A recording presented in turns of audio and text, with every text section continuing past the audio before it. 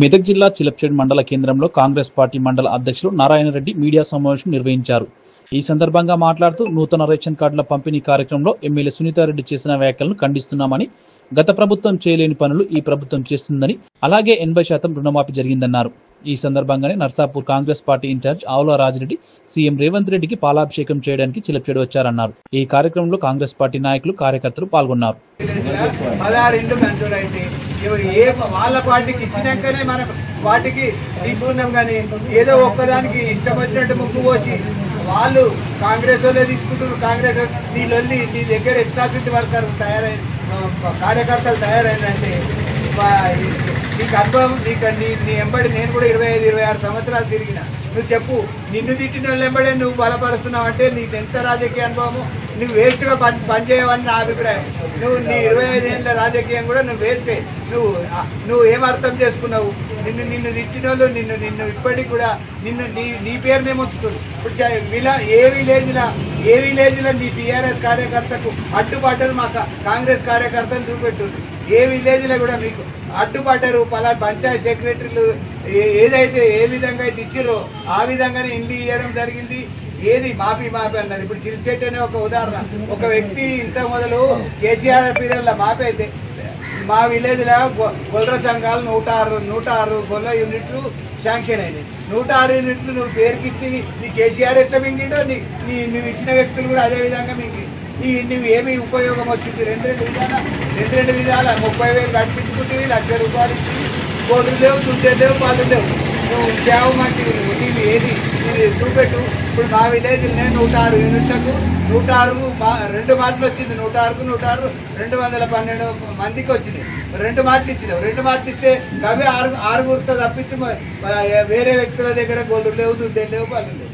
కేసీఆర్ నేర్పిన పాఠం ఏంటంటే జాతి నుండిరా చేసింది నీకేం ఉద్యోగం, నువ్వు కూడా అట్లనే నేర్స్తున్నావా అని నాకు అనిపిస్తుంది. సుల్తామని కూడా నువ్వు మహిళా కమిషనర్ చేసినావు, నువ్వు అన్ని విధాలా చేసినావు.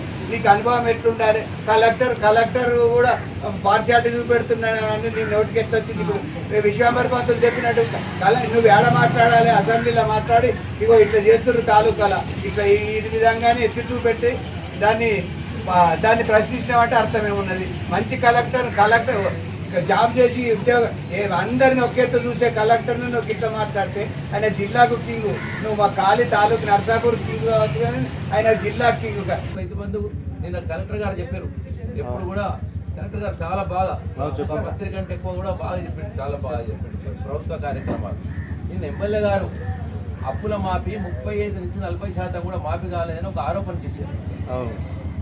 మరి ఏ గ్రామానికైనా ఆమె వస్తే మేము ఛాలెంజ్ చేస్తున్నాం, చూపిస్తాం. 80% అప్పులు క్లియర్ అయింది. మన సొసైటీలో 999 మంది సభ్యులు అప్పున్నారు మన సోమక్కపేట PSCSలో. దాంట్లో 758 మందికి అప్పు పూర్తిగా మాఫీ అయిపోయింది. ఒక 25 మందికి టెక్నికల్ ప్రాబ్లం తోటి అప్పు మాఫీ కాలేదు. మిగతా వాళ్ళు 45 మంది ఏమో మా సొసైటీలోనే 2 లక్షల పైన అప్పున్నారు. మిగతా దాదాపు 200 మంది ఏపీజీబీ సోమకపేట PSCS కలిపి 2 లక్షల పైన అప్పున్నారు. ఇది అప్పుల మాఫీ ఎంతవరకు అయింది, ఎందుకు ఎంత కాలేదు అనేది మరి ఏ గ్రామానికి వచ్చినా ఎమ్మెల్యే గారితో ఛాలెంజ్ చేస్తా ఉన్నాం. మీరు వస్తే మన ఇదివరకు రామదాస్గూడలో ఇదే విషయం ఆమె తీసింది, ఒక ప్రోగ్రాంలో వచ్చి తీస్తే అక్కడ మా కార్యకర్తలు పట్టుకున్నారు. ఆ రోజు పట్టుకొని అమ్మ రా, మరి నువ్వు మా అప్పు మాపు కాలేదంటావా, రా ఆఫీస్ కాడ కూర్చుంటావా, ఇల్లు తిరిగిదామా అని అడుగు అంటే సపరేట్గా ఆయన కార్లో కూర్చొని వెళ్ళొచ్చు ఇదివరకు. మరి దయచేసి ఆ నిరాధారమైనటువంటి ఆరోపణలు చేయొద్దు. ఏదైనా ఉంటే నిజం ఉంటే మాట్లాడు. ఒక్క ఇల్లు ఇవ్వలేను, నువ్వు కూడా 5 ఏళ్ళు మరి కార్పొరేషన్ చైర్మన్ చేసినావు, ఒక్క ఇల్లు కూడా ఇవ్వలే కదా, మరి ఒక రేషన్ కార్డు ఇవ్వలే. మీ స్టేట్ మీద ఉండి మీరు రేషన్ కార్డు ఇవ్వాలని ఎలాంటి ఉద్దేశంతో నిలిపోయలేదు. ఒకటి. సెకండ్, మేడము రుణమాఫీ గురించి ఏం మాట్లాడిందంటే ఓన్లీ 30% అయిందండి, 30 కాదు. కావాలంటే మీతోటి పోదాం, బ్యాంకులలో పోదాం, అగ్రికల్చర్ ఆఫీస్కి పోదాం. 70 to 80% మాఫీ అయింది. ఎవరికి కాలేదంటే పెద్ద రైతులకు కాలేదు. నాకు కాలేదు. నాకు ఎందుకు కాలేదంటే నాకు మా వైఫ్ ఖర్చు 3,20,000 లోన్ ఉంది, కాలేదు. 2 ఇస్తామని ఎప్పుడు కమిట్మెంట్ చేయలేదు. 2 లక్షల వరకు ఇస్తామన్నారు. 2 లక్షల వరకు 99% అయింది. కావాలంటే మీతోటి పోదాం, ఇప్పుడు సోమకపేట సొసైటీ పోదాం, పిక్కుల్ బ్యాంకు పోదాం, ఎంత అయిందో తెలుస్తుంది.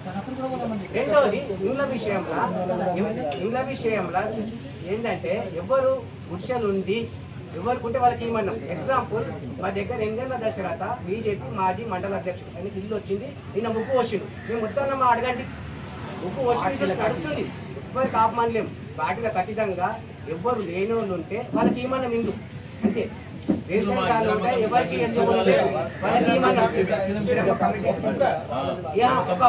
ఈయనకు ఈ పార్టీ ఈయన బీఆర్ఎస్ పార్టీ తీసేయండి లేకపోతే బీజేపీ పార్టీ తీసేయండి ఏనన్నా మీకు వచ్చిందా అట్లా అని మీకు ఎవరైనా పేపర్ స్టేట్మెంట్ ఇచ్చిరా ఇట్లా తీసేసిరు మా దగ్గర ఫలానా ఎందుకు అనవసరంగా పార్టీ అని తీసి రాజన్న ఉంటే మేము ఇన్వైట్ చేసినాం. ఏంది పాలాభిషేకం